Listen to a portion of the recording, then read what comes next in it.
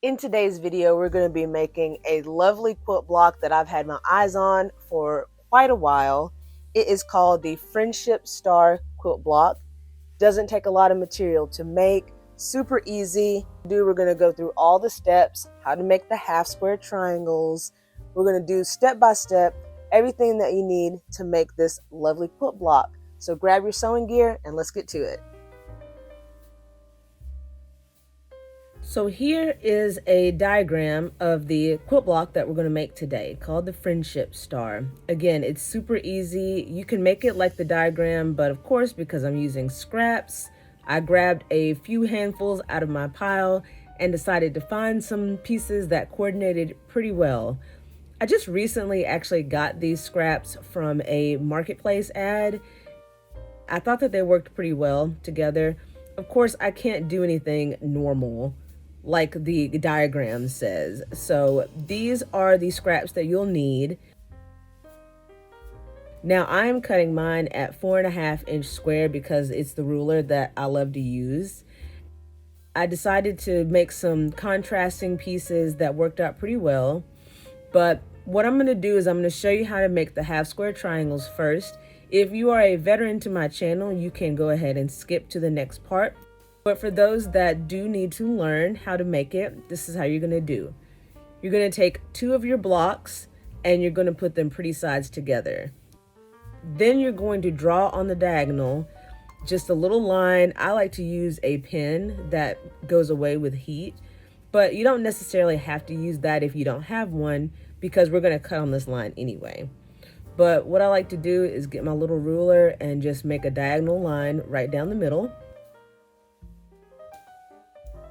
You're going to do that on both of your little pairs of scraps.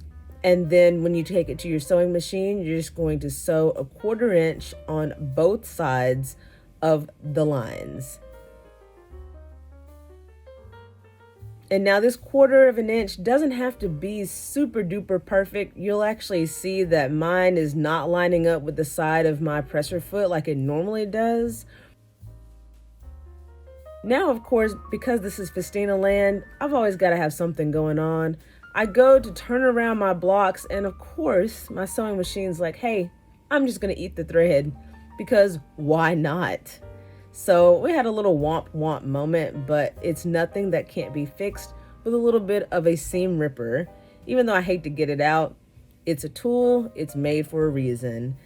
But I don't know really what happened there, but I did have to get the seam ripper out. Get all that thread out of the way. Again, who knows what happened? Sewing machines have a mind of their own sometimes, and you just kind of have to roll with it. But once I got those threads taken care of, I did go back to the machine and I used what's called a leader, which is just a small piece of scrap, to actually start my threads so that I knew that everything was going to flow correctly before I went into my actual material. Some people use a leader in everything that they do. Sometimes people will use a leader and an ender, which is where you do the exact same thing on the other end. But for this, I just went ahead and used that leader just to make sure that everything was going to roll right. Now, once you get back to your cutting table, you're going to get everything cut off and trimmed up. And then you are going to go ahead and cut right on that line that you drew in the previous step. Now I'm going to use my rotary cutter because I feel like that's a very essential tool for any sewist to have, but if you have scissors, no problem with that as well. But go ahead and cut right down the diagonal, and then that is going to give you the 4 half square triangles that we need for this quilt block. Let's see, don't those just coordinate so nicely?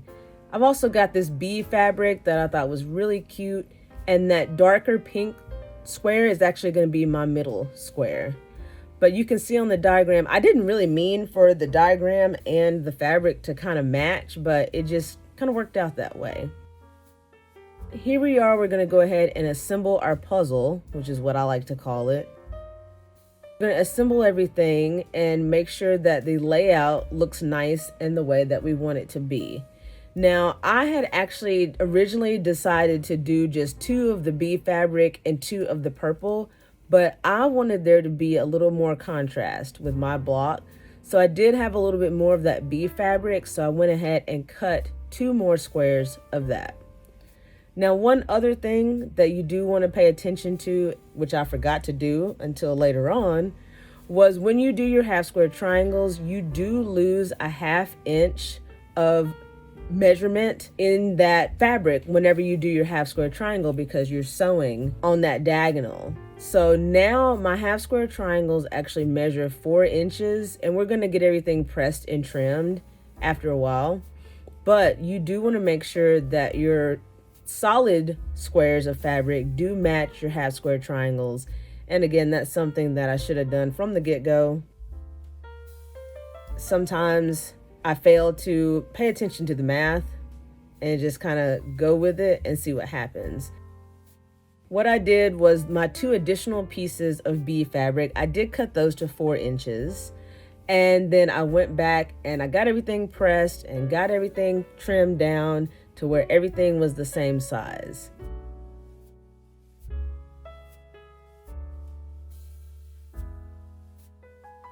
One thing to note whenever you are pressing your half square triangles is that you want to make sure that your seam goes to the darker side, because you don't want it to kind of peek through the lighter side.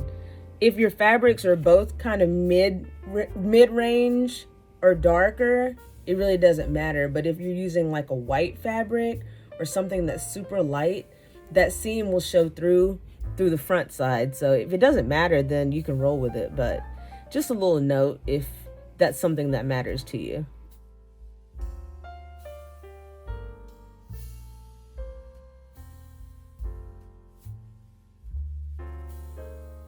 So now you're just going to go through and you're going to trim everything up, trim all the little dog ears off of your half square triangles. Make sure that all of your other squares are the same size, and then we're going to be ready for full assembly. Now we put everything back and now everything is looking nice. I like that I switched out that bee fabric, and this is me showing my excitement of how things are looking before we even started sewing. Now you're going to take that first column and you're going to take the pieces off of the second column and you're going to place those pretty sides together, and you're going to sew those together with a 1/4 inch seam allowance.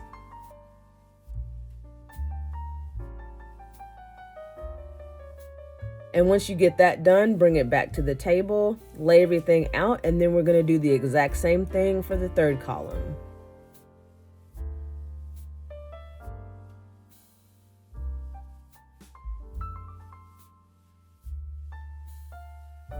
Now, once you get all of that done, you're going to go ahead and get everything laid out. Make sure that everything is sewn correctly, because I have done that before where things were backwards. I'm going to go ahead and press those seams. You can press them open if you prefer, but what I like to do is press them in opposite directions so that they nest well together. Again, one of the things I like to preach on this channel is that I like to press them in the way that they like to fall, because it just, instead of trying to fight with them, it just works out better for me. But again, if you like to press them open, no harm, no foul. Go right ahead and do your thing. When you press them in opposite directions, here's a close-up of how those seams kind of nest into each other. I will show you the result once we get to the end. I also like to put a clip right in those intersections just to keep everything nice and neat. I did have a tip where somebody said that you can put a straight pin in those seams as well to keep them even more secure. I have not tried that, but I did read that comment and I do want to try that.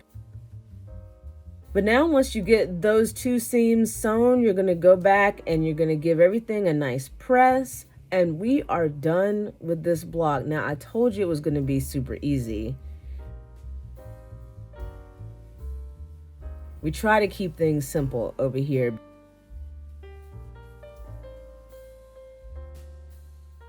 But now this block right here, this is one of the best times that I did with my seams. I don't know. I didn't even like really take my time with it, but those intersections turned out so nicely. I am in love with this block. If you enjoyed this video, feel free to subscribe to my channel. I've got plenty more sewing tutorials that I've done before and plenty more coming in the future. Thank you for watching. I'll see you next time.